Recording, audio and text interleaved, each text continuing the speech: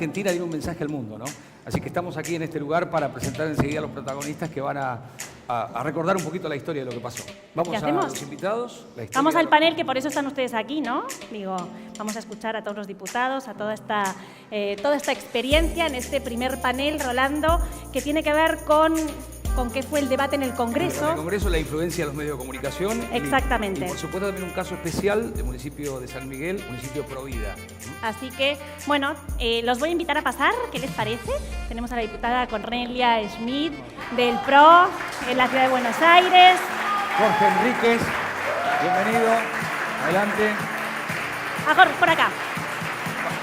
Marcela Campagnoli. Tenemos a Marcela Campagnoli, exactamente, también. Muchísimas gracias. Nos dejamos con ellos.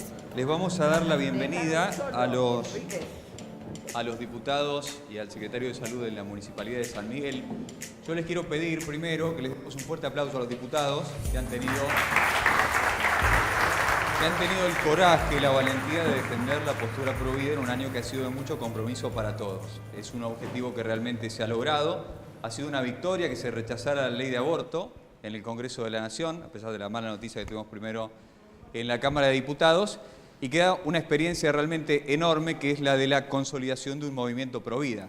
Cuando comenzó en aquella primera marcha del mes de marzo, cuando salimos a la calle ese día a ver qué podíamos hacer, cómo nos podíamos manifestar, cómo podíamos influir, hacernos escuchar, creo que ninguno de los que estamos acá pensábamos que iba a ser una movilización tan grande, que hubiera tanta gente que pensara de la misma manera, que compartiera los mismos valores y que además estuviera dispuesta a manifestarlo. O sea que una primera gran noticia es que hay un movimiento provida que se ha consolidado a lo largo de este año y que bueno, ahora tenemos el desafío de seguir manteniéndolo de cara además a las eventualidades que va a haber seguramente este año. Es un año electoral y de acá en adelante, porque estas son cuestiones que no hay por lo menos una perspectiva de que se vayan a terminar en el corto plazo. Entonces, este panel es sobre el debate de la ley de aborto en el Congreso, vamos a hablar un poco de la ESI también, de la ideología de género, y sobre la influencia de los medios de comunicación. Por eso, lo que les voy a proponer a los diputados es que hagamos 2 rondas y que hablemos Bueno, lo vamos a hacer más rápido entonces, pero hablemos en 2 rondas, primero puntualmente sobre este tema y en la segunda ronda que hablemos un poco sobre los desafíos que van a venir para este año, puntualmente, bueno, si va a haber una nueva iniciativa de aborto en el Congreso, qué va a pasar con el Código Penal, etcétera, así que lo vamos a ir planteando. ¿Qué pasó cuando nosotros decidimos trabajar en conjunto? Creo que es muy saludable el debate que se dio en el Congreso. Creo que como nunca se debatió a fondo un tema espinoso, con mucha altura, con muchos participantes y con muchas voces. Eso fue saludable. Pero cuando voté en contra de la ley del aborto, voté principalmente en contra porque era un proyecto mentiroso que decía que venía a solucionar cosas que no iba a solucionar. Porque ya en nuestro ordenamiento jurídico ya existían las causales de abortos no punibles.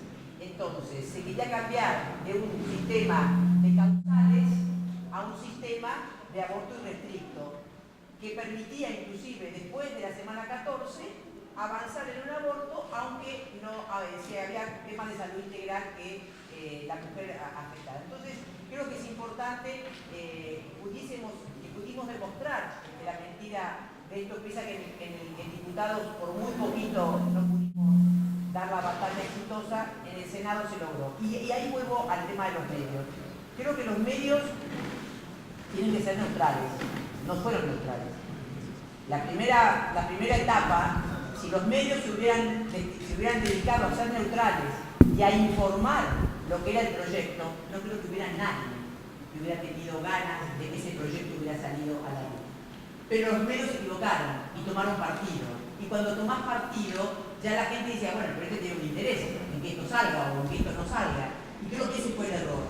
Los medios tienen que informar. Y si informamos lo que era eso, no hubiera habido voluntades de aprobar esto. Obviamente, la primera parte que fueron diputados, hubo una accionar, nadie pensaba que esto iba a salir aprobado. Tal vez fuimos ingenuos en eso. Y cumplimos todas las normas y cumplimos todas las Las pautas que arreglamos con el otro sector, el sector celeste cumplió todas, no pasó lo mismo. Fuimos ingenuos, es cierto. Por suerte, cuando se trató en el Senado, se salió a la calle, es decir, la gente sintió que le habían tocado sus tradiciones, su cultura, sus creencias, y salió a la calle a defender las dos vidas. Creo que es único en América y en otros países que se defienda las dos vidas. Siempre la gente va en contra del aborto. Nosotros fuimos no solo en contra del aborto, sino que fuimos a favor de las dos vidas. No nos manifestábamos como en contra del aborto, sino a favor de las dos vidas. Y creo que eso marca una distinción. Pero tenemos que ser también precavidos, porque yo no creo que este año vuelva a estar en agenda, por dos razones. Una, porque es un año electoral y hay menos sesiones, y otra, porque la composición del Congreso es la misma que la de este año. Entonces, si yo fuese verde, no lo llevaría, esperaría que cambie la conformación del Congreso para volver a intentarlo. Pero lo van a volver a intentar seguramente. Hoy decían, con todas las últimas noticias, decían que se había perdido una oportunidad, que esto tenía que avanzar, qué sé yo. Entonces, pero ¿qué les digo que tenemos que ser precavidos? Porque nosotros cuando luchamos contra el aborto dijimos que tanto la ley de salud reproductiva como la ley de educación sexual, que tienen 15 y 12 años, no habían tenido éxito, no habían sido cumplidas. El Estado no había garantizado que esas leyes tuvieran buen cauce. Y creo que ahí es donde nosotros tenemos que tener la inteligencia de saber que nosotros necesitamos educación sexual, que los jóvenes necesitan educación sexual para formarse, para que los embarazos sean decididos con consentimiento y no por error o por desconocimiento.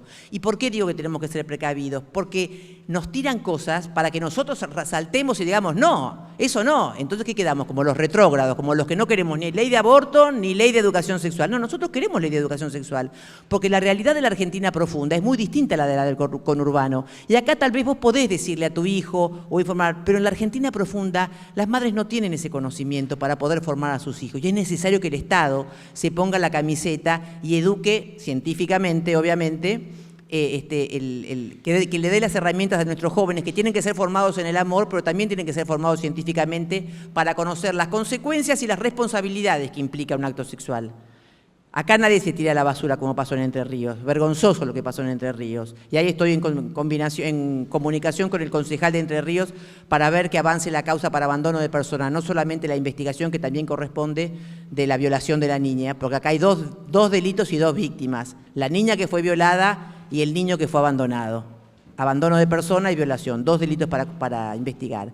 Así que yo los exhorto a seguir trabajando por las dos vidas, al compromiso que necesitamos compartido para poder generar los espacios y los recursos para que todos nuestros jóvenes tengan la capacidad de poder decidir en el amor y poder no cometer errores en su inicio, en su vida sexual, pero tenemos que darles las herramientas para eso.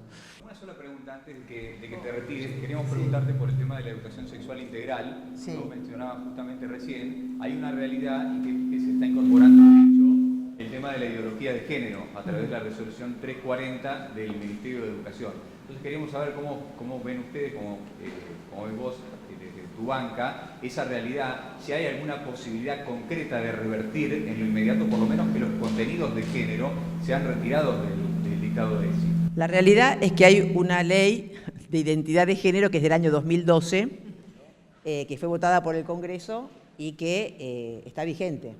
Mientras no estén las mayorías para derogarla, esa ley está vigente. Tenemos que estar muy atentos porque hay libertad de cátedra.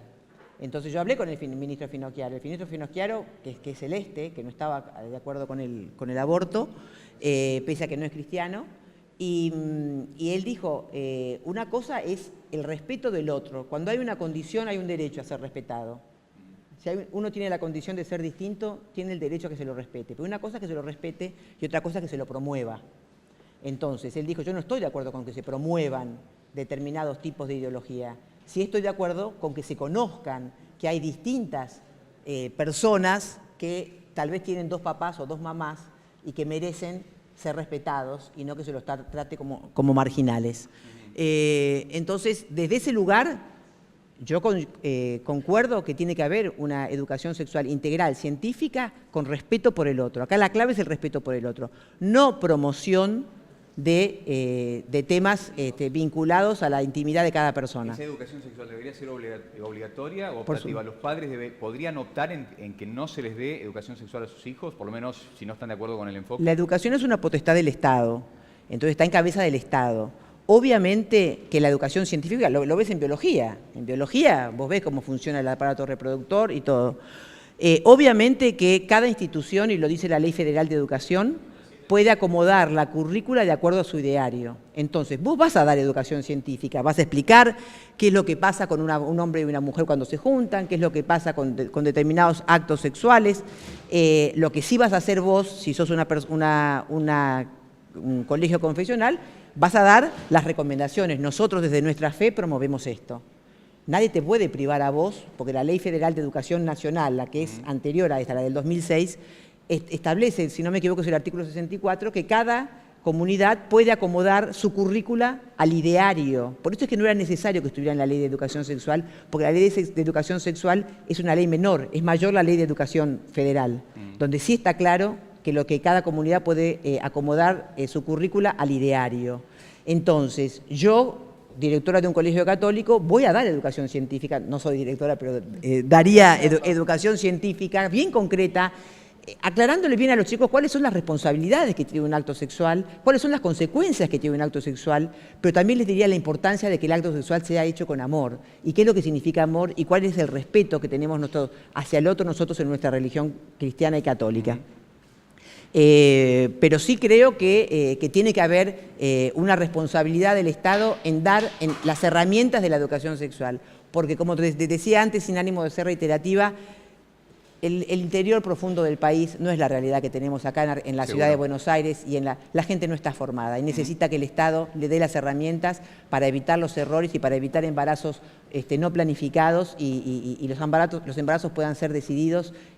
Pero así todo, con la diputada Fregonese presentamos un proyecto de acompañamiento a la mujer que decide continuar con un embarazo para que se le dé toda la información de todas las obligaciones y todos los derechos que tiene esa mujer, y crear un 0800 que ya existe en el Ministerio de Salud, pero un interno en ese 0800 para que le pueda brindar toda esa información, y que en todas las salitas esté esta información en folletos y en el 0800 para que las mujeres puedan acercarse y poder tener un acceso igualitario a la salud, que es lo que no hay hoy. No hay en toda la Argentina un acceso igualitario al sistema de salud. Por eso es que decíamos que era mentiroso lo del misoprostol, porque esa mujer que tomara un misoprostol, cuando quisiese hacerse una ecografía para ver si había podido evacuar la placenta, no se la iba a poder hacer, porque no todos lados hay un ecógrafo. Entonces era mentira que se iban a morir menos mujeres, se iban a morir muchas más mujeres. Muy bien. Entonces, bueno, tenemos que sacar las mentiras con información, tratando de mantener el eje en la objetividad, para que no nos tilden ni de retrógrados ni de partisanos con una postura. Muy bien. Bueno, y sobre todos estos temas nos va a hablar después, al final, Pablo de la Torre, porque el municipio de San Miguel tiene un programa, varios programas en realidad, que son modelos, yo diría a nivel regional también, sobre el cuidado de las embarazadas, sobre el cuidado de la familia. Pero ahora seguimos. Bueno, yo pido disculpas, pero me tengo que retirar. Bueno, gracias. Muchísimas gracias. Gracias.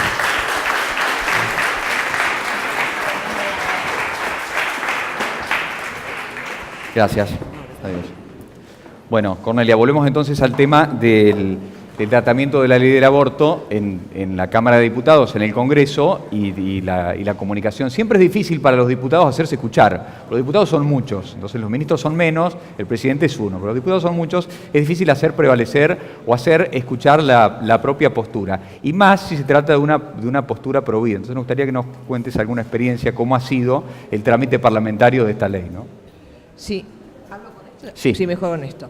Bueno, primero, más en este ámbito de que estamos hablando de la vida y de comunicadores, me siento en la obligación de decir lo mal que me he sentido y la angustia por el testimonio tan desgarrador de esta joven actriz Telma, que realmente condenamos que en la Argentina sigan pasando situaciones que nosotros tenemos que ver cómo logramos que cada chica, cada chico que pase por una situación de abuso, de violación, tenga lugares donde los puedan abrazar y asistir.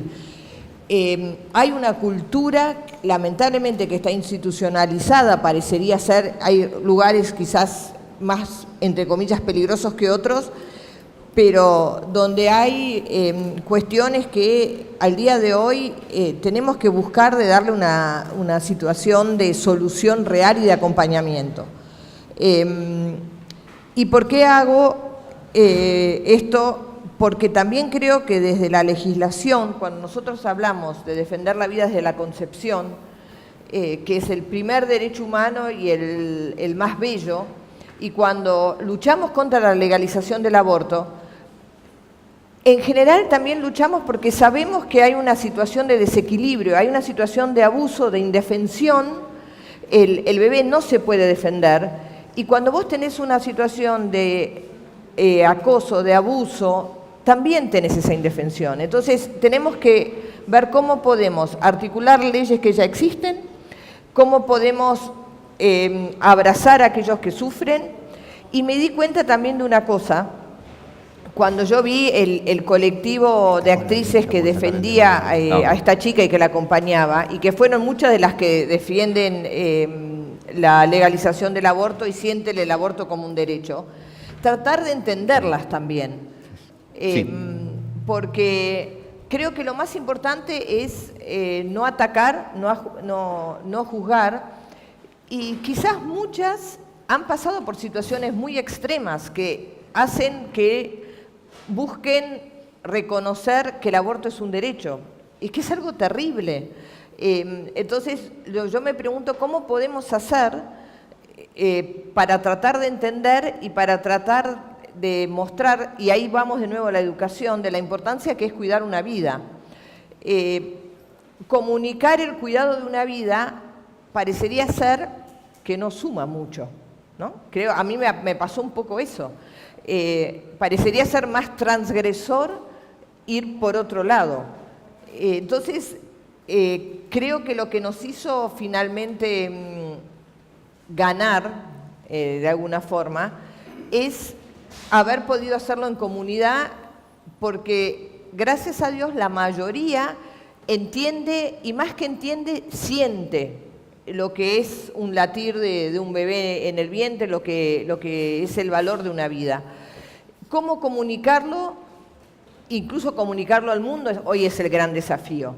En mi situación como presidenta de la Comisión de Relaciones Exteriores me tomé el trabajo de ir contestando casi uno por uno a algunos periodistas extranjeros o algunas instituciones extranjeras que habían considerado como un retroceso que Argentina no haya aprobado la legalización del aborto, contestándole que todo lo contrario, era un canto a la vida, era que desde el sur nosotros realmente defendemos los derechos humanos desde la concepción, que ahora sí necesitamos más medidas de vanguardia. Ninguno me ha contestado hasta la fecha, pero creo que esa es la gran batalla también que tenemos que dar para poder tratar de hacer un mundo mejor, ¿no? Pero vuelvo a repetir, quizás el tema de defenderlo era más difícil porque la transgresión estaba en otra cosa. Bueno, para no interrumpir el tema, ya te pregunto, ¿existen posibilidades de que, bueno, hay iniciativas que ya se anunciaron que se van a presentar para promover el aborto nuevamente en la Cámara de Diputados? Ahora, otra posibilidad es la que viene incluida dentro de la reforma del Código Penal. Eso, digamos, de acuerdo a la... Eso queda, según tengo entendido y como lo hemos hablado, eso queda descartado.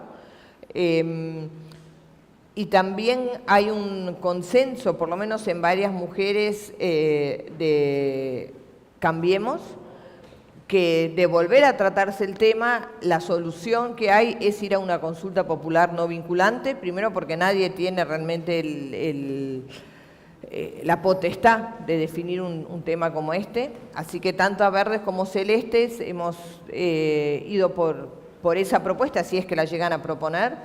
Y sí coincido que tenemos que ser mucho más ágiles, innovadores, y yo no sé cómo se hace, para tratar de esto de defender el respeto hacia uno mismo, el respeto hacia la vida, y también de empoderar económicamente a la mujer, de enseñarle la importancia de la libertad, enseñarle a los hombres el respeto hacia el otro, y ahí los medios de comunicación tienen un rol fundamental.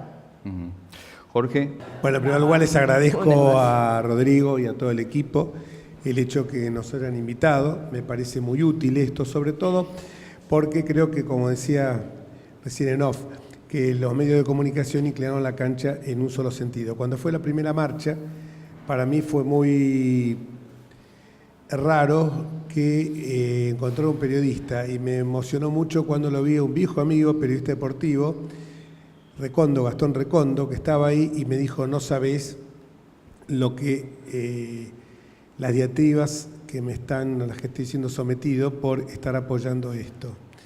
Por supuesto que excluyo a Mariano Barrio, porque Mariano Barrio ya era como Jorge Rubilión, que lo veo por ahí atrás, eran figuritas fáciles en esto de defender la vida, pero me parecía raro encontrar gente, y el único, y ahí Gastón me impuso lo que estaba pasando. Me dijo: vos fíjate en los medios de comunicación, incluso alguna nota que me hizo algún canal de televisión como TN, era una nota direccionada. Esto creo que nos lleva a una reflexión. Esa primera manifestación, me refiero a la de la 9 de julio, la primera de todas, que fue tan multitudinaria, hizo ver de que existía otra visión, y que la visión que estábamos sosteniendo nosotros, en la cual yo desde luego me sentía cómodo, y no quiero ser autorreferencial porque 10 años antes tuve que votar en contra, siendo diputado de la ciudad, el aborto por eugenesia, la unión civil de homosexuales y la educación sexual, que incluía la ideología de género. Y digo que me sentía cómodo porque la verdad que unas veces en la vida hay valores que son absolutamente innegociables. Para mí lo son la vida y la dignidad humana. Esto no hace falta ser católico, judío, musulmán, budista, evangélico o profesar la religión que uno quiera, ser ateo o agnóstico, incluso porque estamos hablando del primero y más esenciales de los derechos humanos, que es el derecho a la vida. Y esto no solo porque lo decimos nosotros, sino porque vamos a la ciencia. Y la ciencia habla, no vamos acá a venir a contar esto, pero la ciencia habla claramente de que hay vida desde el momento en que el espermatozoide fecunda el óvulo, que se va a llamar cigoto, huevo, bebé, etcétera, etcétera. Y así sucesivamente hasta el final de nuestros días. Y por el otro lado, porque lo dicen también nuestra legislación local, nuestra legislación de fondo, las convenciones internacionales, la protección del ser humano desde la vida hasta su fin natural. Esto no hay vuelta que darle. Cuando en aquel momento se discutía en la Ciudad de Buenos Aires alguien, y que era la defensora el Ombudsman de la Ciudad de Buenos Aires, alguien que precisamente no profesábamos la misma ideología política, pero sí compartíamos los mismos valores religiosos, y vuelvo a excluir acá la religión, Alicia Oliveira, me dijo: mira, Jorge, te están llevando con este asunto del aborto eugenésico a abrir la primera puertita para ir avanzando con estas causales que en forma de vericuetos van a ser hasta que el aborto sea un derecho, y abarque todos los supuestos.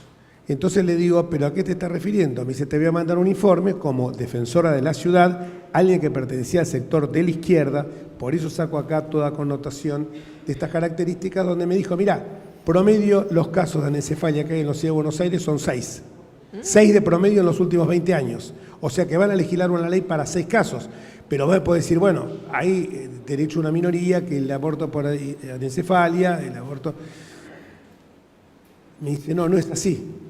Porque si todos los hospitales y existiera un suministro del ácido fólico en forma permanente a las embarazadas, no habría un solo caso. Pero esta es la primera ventana que te abren, y como estas van a venir sucesivas otras. Alicia Oliveira falleció ya hace algunos años, pero siempre recuerdo sus palabras de lo que me estaba señalando que podía venir. Y vino bajo ese eufemismo de interrupción legal del embarazo, que es la legalización del aborto. En consecuencia, cuando yo empecé a ver que esto era como algo progre, el pañuelito verde era algo progre, y que sé lo que sufrió este periodista tan destacado que es Mariano Barrio, que no hace falta que yo lo halague porque es bastante conocido y con él me une una amistad. Pero sé lo que debe haber sufrido, porque él, estando en un medio con mucha más visibilidad de la que yo tenía, me trataron de todo: ultramontano, troglodita, decimonónico, y así los distintos apelativos que te pudieron haber puesto, Mariano. Por suerte, las marchas, que fueron multitudinarias, generaron una reacción muy importante a lo largo y ancho del país, y ya no era solamente que esas marchas eran las del pañuelo verde, sino que estaban señalando claramente que había un pueblo dispuesto a defender la vida. Yo creo que acá los medios de comunicación cada tanto insisten, ustedes ven de que cuando aparece alguna manifestación de algunas características para defender algún derecho aparece enseguida un pañuelo verde o muchos pañuelos verdes. Creo que nosotros, más allá que lo que dice bien acertadamente Connie, que es así, es tal cual, que hay un acuerdo, que este tema no se va a tocar el año próximo, yo no quiero bajar la guardia. Y yo no quiero bajar la guardia porque cada tanto aparecen voces que nos están indicando que puede llegar alguien a presentarlo, y no puedo bajar la guardia también porque muchas veces, y en algún momento sucedió, cuando algunas leyes de estas tienen un clamor muy fuerte de los medios de comunicación, se pueden llegar a sancionar a las 5 o 6 de la mañana sin dictamen de comisión, con una mayoría que se forme para tratarlo sobre tablas. Sé que existe un compromiso, sé que existe también el compromiso de la consulta popular, sé que en el Senado también esto se impuso la tónica de llamar una consulta popular, pero yo en esto no quiero bajar la guardia porque sería muy ingenuo. Una vez el secretario de la Conferencia Episcopal, Carlos Malfa, me dijo: mirá, Jorge, camarón que duerme se lo lleva la corriente. O cocodrilo que duerme es cartera, que es más o menos lo mismo. Entonces no quiero haberme sorprendido, porque estas son cosas que para mí son innegociables. Si ustedes me dicen que se puede votar la exención del impuesto a las ganancias de los jueces a las 6, 7 de la mañana, yo está bien, es un tema que uno puede ser motivo de negociación. Si los jueces deben pagar o no ganancias, si hay que subir una alícuota o no hay que subir una alícuota de un impuesto, pero en este tema sí que no voy entiendo que no voy a bajar de mis convicciones, porque esto hace a cosas, a pensamientos, convicciones, creencias que vienen muy hondas y que están arraigadas en mí, por un lado, y por el otro lado entiendo que siendo un año electoral va a haber un cuidadoso tratado, si lo existe, un cuidadoso tratamiento de que este tema no llegue al Congreso, porque es un tema que en determinadas provincias le ha hecho descender, sobre todo las provincias del litoral, las provincias del norte, le ha hecho descender algunos puntos bastante elevados a algunos candidatos.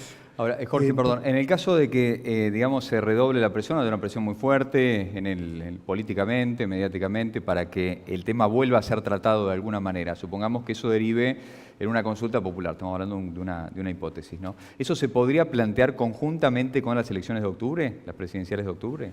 Yo eso, la verdad, no lo creo que pueda ser, porque me parece que estaría empañando la campaña electoral y estaría también generando la posibilidad de que realmente hubiera algunos que se quisieran aprovechar en un otro sentido y que pulsaran las encuestas en sus provincias como andan. Creo que no sería bueno, no sería saludable introducir una cuestión tan puntual en una consulta popular, una cuestión tan puntual y que ya hemos visto, y creo que es uno de los pocos temas que despertó una clara conciencia, un claro fervor popular, más allá de un lado como del otro, pero que movilizó una cantidad. Miren, cuando fue la segunda marcha yo estaba en Roma. Perdón, Jorge, vamos a aprovechar para recibir al diputado Juan Brugue de la provincia de Córdoba, la Democracia Cristiana. Bienvenido, diputado. Sí, redondo. Y redondeando con esto, quería decirles, el tema de la ESI. Que cómo ven el tema de la ESI y sobre todo el de la ideología de género que se está dando. Los contenidos fueron incluidos de una manera, digamos, de hecho, dentro de lo que es la ESI. Y se está aplicando además de una manera muy irregular. Hay colegios que lo aplican, otros colegios que no lo aplican dentro de los estatales, ¿no? Los privados también tienen su propio criterio. Hay como un caos. Muchas veces queda supeditado al criterio del propio docente o del propio director. Hay dos parámetros distintos. Por un lado, el proyecto también malhadado, por cierto, que se quiso y que entre gallos y medianoche, y vuelvo a lo que decía antes, apareció en una reunión que era absolutamente informativa y terminó siendo una reunión de decisión de la firma de un proyecto en el cual fueron sorprendidos muchos de nuestros diputados, entre ellos la diputada Marcela Campagnoli, que se acaba de retirar, y que esto implica la reforma de la 26.150, una ley que no hace falta reformarla, lo ha dicho en un comunicado muy específico. Es la Ley de Educación Sexual Integral del año 2006. Del año 2006. Esa, yo estuvimos con un equipo de gente de distintos sectores del pensamiento, tanto religioso como científico, en que hay cuestiones que para mí de esa ley son absolutamente reprochables. Por un lado, la introducción de la palabra laica. O sea, yo creo que la educación sexual tiene que ser una educación sexual integral, que abarca aspectos genitales, pero que sea desde el amor, porque la parte genital ya la vemos nosotros todos en biología, en ciencias naturales, y me parece que la educación sexual tiene que ser una educación desde el amor. Muchas veces algunos nos decían de que como nosotros nos oponíamos al aborto, decíamos que esto se podía solucionar desde ya con educación sexual.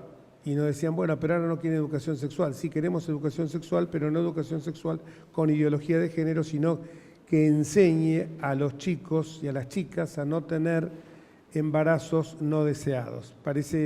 Cuando digo embarazos no deseados me hace ruido, pero es la realidad que hay gente que planifica y tiene el derecho de hacerlo, de planificar su vida y en determinado momento de la misma no querer tener un hijo, pero de ninguna manera podemos, para evitar tener un hijo, eliminar al mismo. Me parece que esto es absolutamente abominable. Creo que en cuanto a los contenidos, nosotros decimos que tiene que mantenerse rajatabla el artículo 5º, que es que respetar el ideario de cada entidad, de cada institución.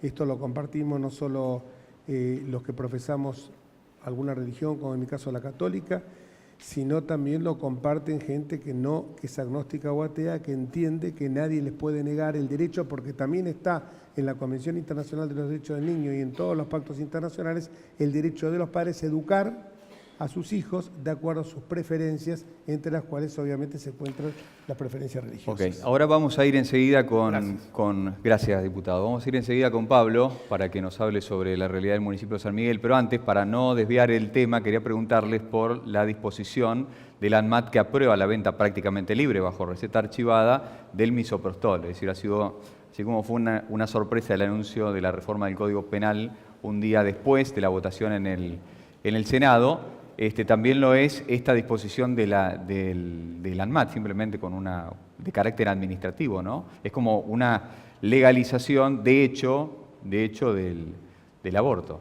Es para cualquiera, pero me gustaría más que nada que respondan los diputados de Cambiemos, ¿no? ¿Cómo es la pregunta? No, la pregunta es cómo ven ustedes, disculpen lo incómodo de la pregunta, yo sé, pero es cómo ven ustedes la aprobación de la venta prácticamente libre de misoprostol. Como tantas cosas, yo espero que sea bajo receta y tenemos que, de nuevo, educar. Si la ANMAT ha decidido que esto puede entrar y comercializarse, debe ser con los requisitos también que tienen que ver con este tema.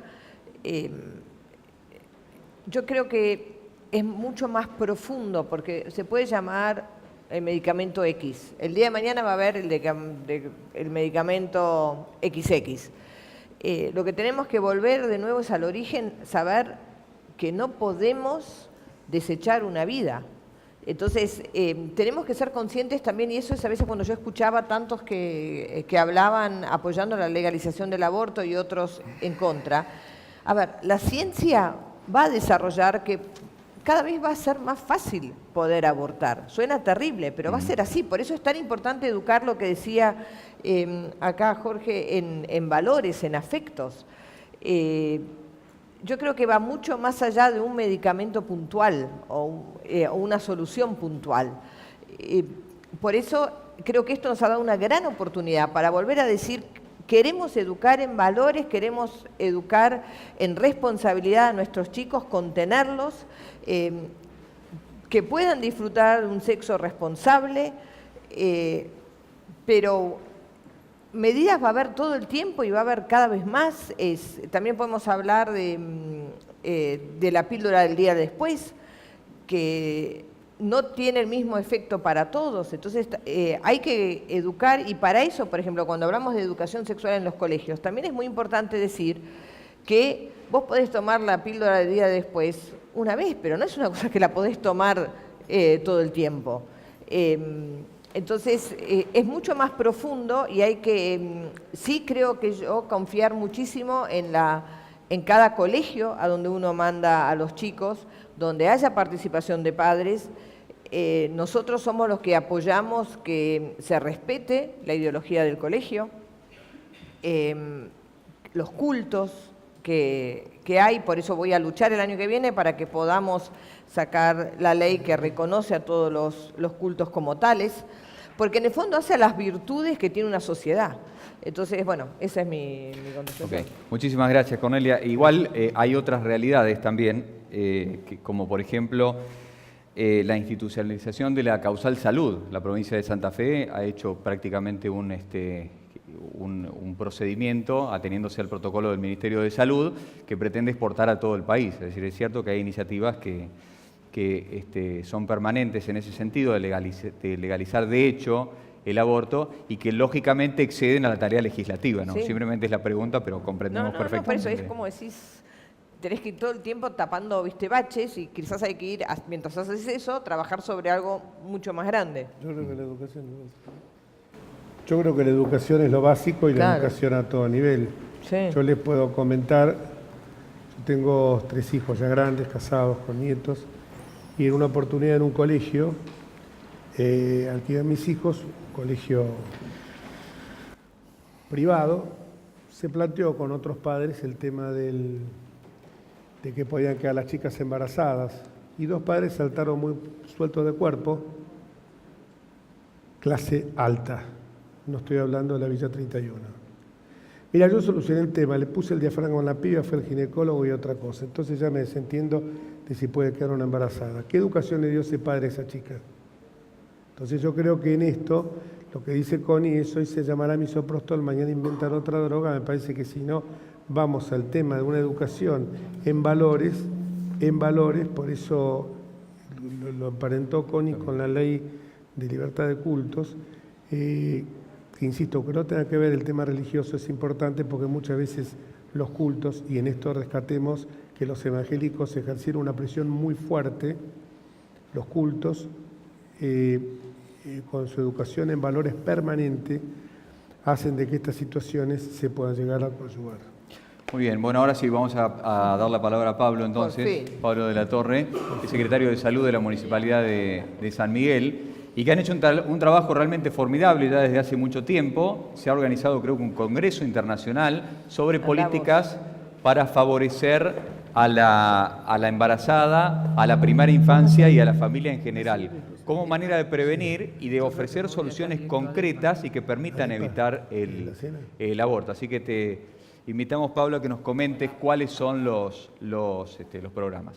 En realidad, antes de hablar por a lo que vine y a lo que fui invitado, que es un poco los programas que hacemos en San Miguel, recién escuchaba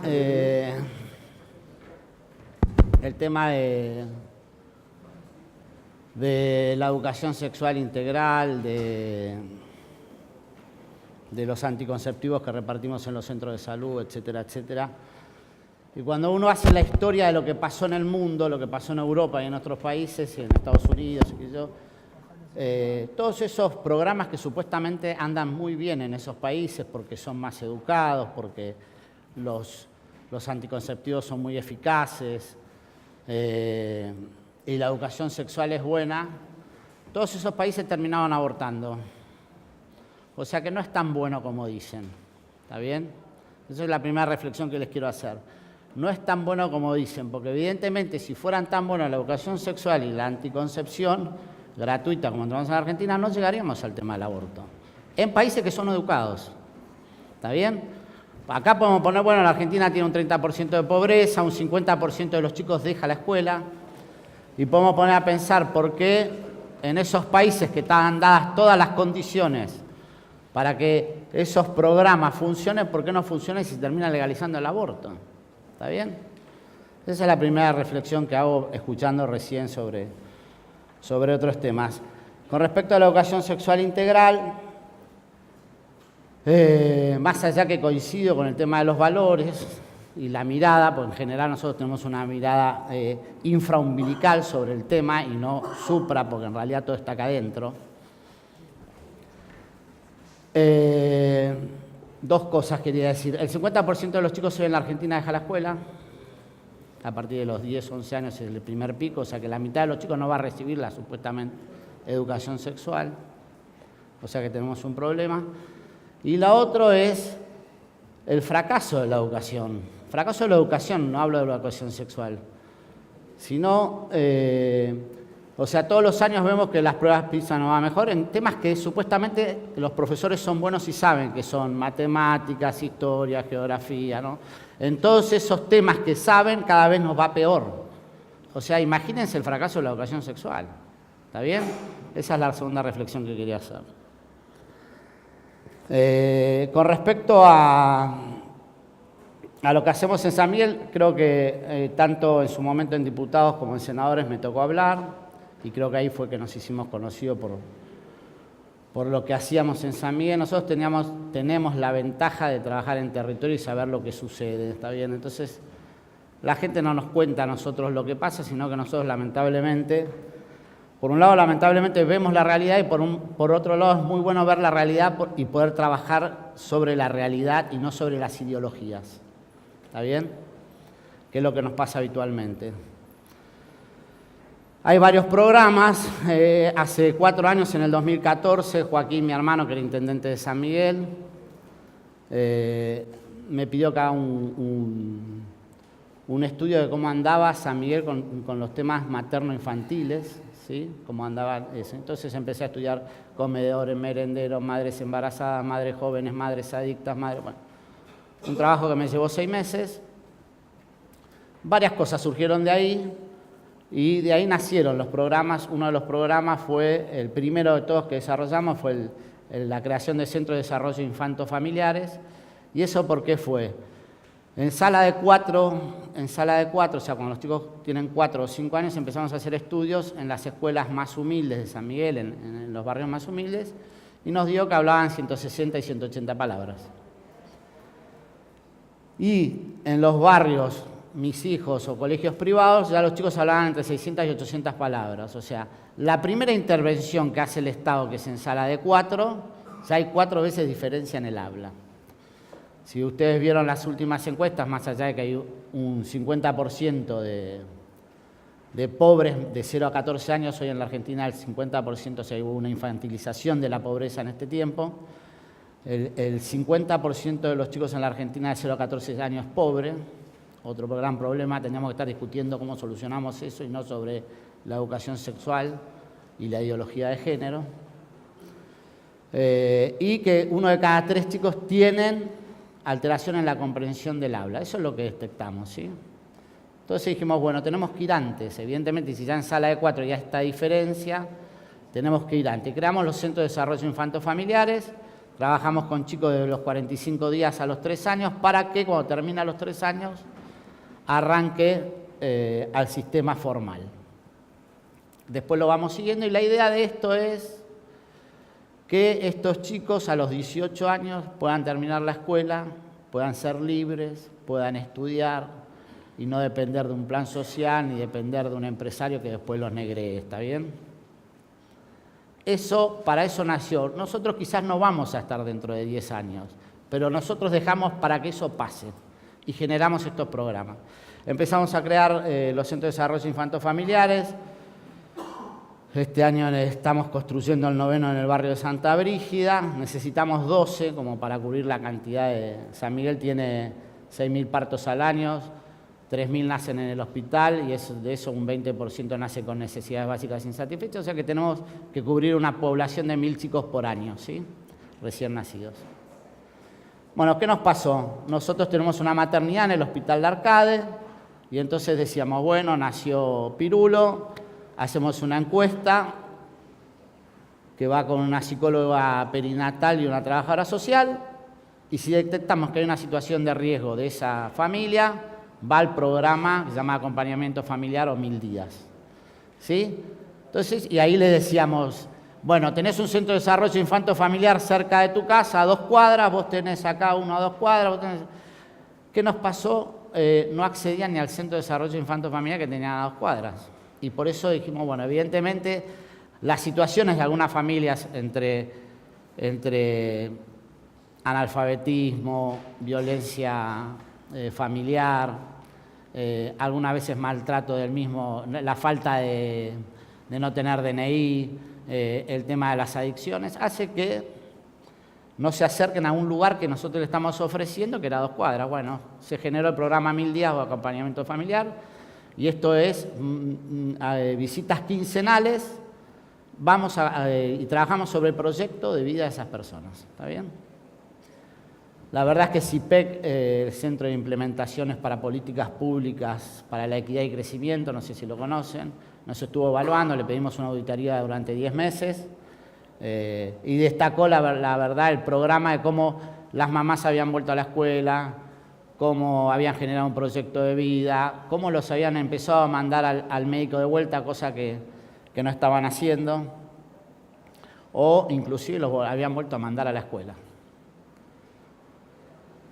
¿Qué notamos? Y después, bueno, hay varios programas más, digamos, el programa del Camino de la Embarazada nace y surge a través de que nosotros hacemos un análisis de la mortalidad neonatal que tenemos en el hospital. Decimos, a ver qué mortalidad infantil tenemos, tanto. Bueno, vamos a trabajar sobre la mortalidad. Por un lado, acompañada a la madre con el Camino del 1000 días. ¿Por qué el 1000 días? No sé si conocen qué es lo que sucede en los primeros 1000 días, pero desde que la mujer está embarazada hasta los 2 primeros años de vida transcurren 1000 días. Y en ese momento es el momento de mayor crecimiento del cerebro. ¿Sí? El 80% del cerebro se desarrolla en esos momentos. Para que se den una idea, se producen dentro de la pasa, el chiquito produce 250.000 neuronas por minuto. ¿Sí? Imagínense si no será importante cuidar a esa madre. ¿Tá? Que no esté consumiendo, que esté bien alimentada, que no esté desnutrida, que si tiene HIV, medicarla, que si tiene tuberculosis, lo mismo. Bueno, acompañar a esa madre para que ese chiquito que tiene en el vientre nazca de la mejor manera posible. Bueno, el Camino de la Embarazada, bueno, ¿qué hicimos? El 70% de los chicos que se nos morían en la NEO no tenían control de embarazo, ningún control de embarazo o un control de embarazo. 70% de los chicos que se nos morían en la NEO no tenían control de embarazo. Esto no es el Chaco salteño ni nada, ¿está bien? Es acá, Argentina, a 30 kilómetros de acá.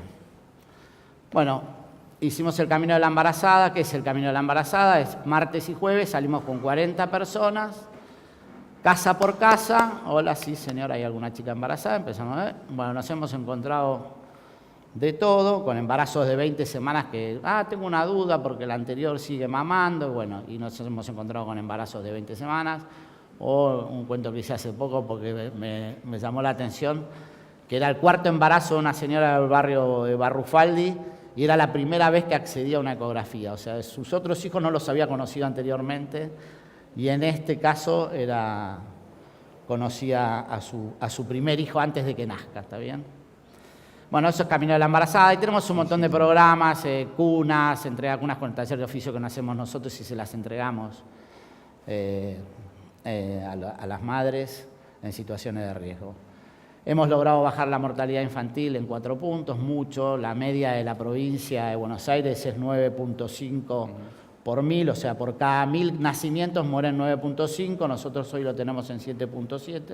¿De cuánto era la mortalidad infantil en antes? 12. Antes. 12. Nosotros en 2015 la teníamos en 12, hoy la tenemos en 7.7.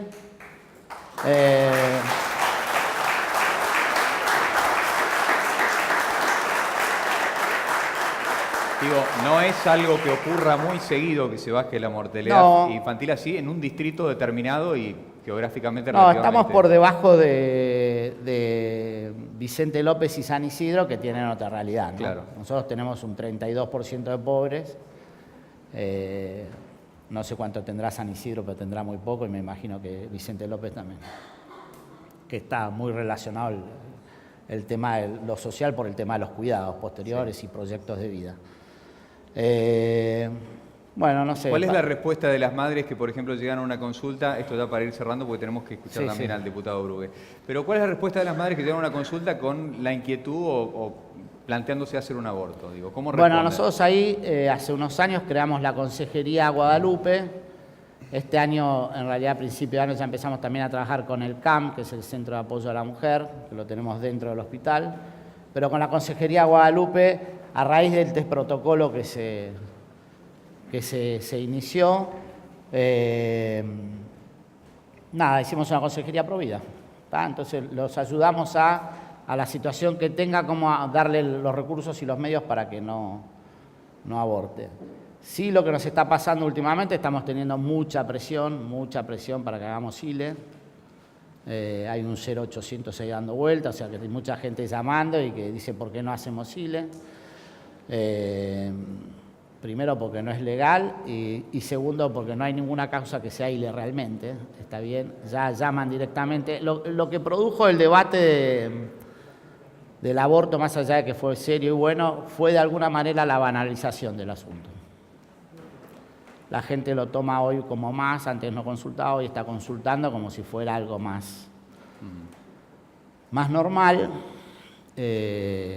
Así que ese es un tema que están llamando y no tienen ningún motivo para hacerlo. Así que estamos trabajando mucho con la Consejería Guadalupe sobre estos temas de apoyo y después tenemos un montón de recursos para cada situación, ¿sí? Para acompañarlos. Muy bien, principalmente. gracias. Vamos a dar la palabra al diputado Brugue, el tema del panel. Gracias, gracias por la invitación. Gracias, Rodrigo. El tema del panel es el trámite de la ley de aborto en el Congreso y la interacción con la comunicación que suele ser dificultosa, sobre todo con una postura pro vida. Bueno, ¿cuál es su experiencia y además lo que se espera para este año legislativo? Acá planteaban los diputados de Cambiemos la posibilidad de que si se presenta nuevamente un proyecto o una iniciativa muy respaldada, con mucha presión, nuevamente para legalizar el aborto a través de una ley o a través del Código Penal, la salida sea una consulta popular. Bueno, básicamente eso. Bueno, buenas tardes para todos, muchas gracias por la invitación. Realmente es un placer estar aquí. Y bueno, el tema me incumbe directamente por la función, soy el presidente de la Comisión de Comunicación e Informática de la Cámara de Diputados, así que en definitiva es hablar de algo que venimos desarrollando en su amplitud total. Fuera de eso, la experiencia personal mía en el tema fue, yo diría, interesante, apasionante y me llevó a diferentes reflexiones. Pero quiero decir que cuando se presentó el primer proyecto de legalización del aborto y que paralelamente la gente de Red Federal de Familia me eligió para presentar el proyecto que durante muchos años se venía presentando y que después fue acompañada por la mayoría de los diputados, tomé la iniciativa de ir a los medios, y los medios de Buenos Aires, medios que estaban bastante comprometidos con la causa de la legalización del aborto. O sea que fui el primero de los que estuve dentro de ese ambiente, que había un ambiente agresivo, no se escuchaba, pero bueno, por un lado la tosudez alemana y por otro lado la viveza cordobesa me permitió tener la cintura suficiente para estar allí, y por otro lado el esquema de que soy profesor universitario, soy constitucionalista, y eso me permitió meterme en lo que uno conoce, y es ahí donde no podían penetrar. Había mucho voluntarismo del periodismo militante en favor del aborto, pero no había consistencia, y eso me permitía tener ese plus para poder soportar el asedio, la presión, que era constante en todos los medios de comunicación a los cuales iba, pero que hablando con la verdad y hablando con el derecho, que es lo que uno enseña hace ya 30 años, podía salir, por lo menos en esas primeras oportunidades, airoso. Después cuando vimos que el periodismo, parte del periodismo empezó a militar del otro lado, yo decía, uy, bueno, no estoy solo, no, más allá que por supuesto todos los diputados me acompañaban, pero en el ámbito ese comunicacional y viniendo del ámbito de ser el presidente de la Comisión de Comunicaciones, nada más ni nada menos que estar frente a los comunicadores, cuando empezó a oírse otras voces, medio como que uno empezó a sentir que no estaba solo en esto de estar presente en esos medios. Siempre me planteaba una estrategia cuando me sentaba frente a una cámara. Lo primero era no radicalizarme. Nunca fui radical, no del partido, sino en las posturas, ¿no? Además que tampoco nunca fui radical. Pertenezco a la democracia cristiana, los que no conocen, y en Córdoba somos aliados del Partido Justicialista. Y bueno, lo primero no era radicalizarme. Segundo, era hablar con la razón y con el conocimiento de las realidades y que la Argentina no es Buenos Aires. Entonces, cuando me traían casos exclusivamente de Buenos Aires, decían, no, la Argentina no es Buenos Aires. Argentina no es Buenos Aires. Y cuando volví a mi provincia, a mi ciudad, que no es una ciudad chica, ciudad de Córdoba, muy cosmopolita por la universidad pública, de la cual soy profesor de esa universidad pública, no veía la realidad ni la militancia en favor del aborto que se veía aquí. Entonces, ahí la postura ¿cuál era? ¿El no o las propuestas? Entonces yo siempre planteaba que el aborto era el final de la película, como bien han dicho todos aquí. ¿Por qué el final de la película? Porque primero hay que hablar de la educación sexual, porque hay que hablar de los métodos anticonceptivos y porque hay que hablar de la contención de la mujer embarazada en situación de vulnerabilidad. Todo lo que magistral y prácticamente dijo aquí nuestro amigo de su municipio, que es donde está verdaderamente el contacto y la realidad, la inmediatez. Y recién después de que todo eso fracase, recién hablemos del aborto. Porque el aborto es el fracaso de todo eso. Por eso decía, es el final de la película. Por supuesto venía en el argumento del derecho a hacer con mi cuerpo lo que yo quiero. Bueno, hay una cláusula en la Constitución Nacional que yo se la refería siempre, que es el 19, que dice que sí, que todos somos libres de hacer lo que querramos, pero tenemos límite, la moral del orden público, pero el derecho de los terceros.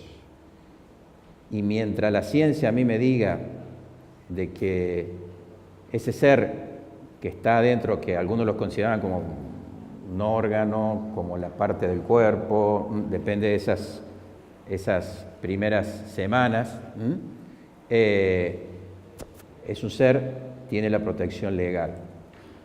Y nosotros siempre enseñamos la facultad, que en derecho nunca se puede estar medio embarazado. Se está o no embarazado, pero nunca medio embarazado. Entonces yo, cuando me venían con esos argumentos, bueno, y le hablaba ya al público en general, si alguna mujer en este momento me escucha que se acaba de hacer el test de embarazo, tenga cuidado, no sabemos si realmente está embarazada o no, porque ese test le está diciendo un tema, pero según la teoría de aquellos que están en favor del aborto, usted tiene que esperar un par de semanas para ver si realmente tiene un ser o no tiene un ser adentro. Eso usando la técnica de comunicación del absurdo, que me fue muy práctico y me fue muy útil como para poner en evidencia las mentiras de las cifras. Yo decía que hablar del aborto, justamente en los medios de comunicaciones, era como jugar al truco, porque arrancaron con 500.000, después siguieron con 100.000, después fueron 50, después fueron 54, después fueron 43 y ahí quedamos. Entonces digo, esto es un partido de truco, en el envido, mintamos todos y veamos después cómo viene el tema. Y aparte, era lógico decir, a ver, supongamos que son 500.000. En mi barrio por lo menos debo tener un centro que se dedica a hacer abortos. Y yo le decía, ¿cuánto nacen en la Argentina por año? 750.000. O sea, y las maternidades a veces no dan abasto para atender los partos. Quiere decir que tendrían que haber clínicas que no den abasto para atender los abortos. Entonces, usando esto de los absurdos y de las realidades, fue el mecanismo de comunicación que yo logré utilizar en esos comienzos. Para terminar, porque no quiero cansarlo, pero quería hablar de esto, de lo comunicacional, porque esto va a seguir. Lo comunicacional va a seguir y el año que viene se va a renovar y vamos a seguir adelante. Es decirle que yo presenté a la par de eso el proyecto de ley de la adopción prenatal como un mecanismo, como una forma de que ya involucrar al otro, no el Estado, al otro que quiere ayudar a una mujer en darle amor, darle contención.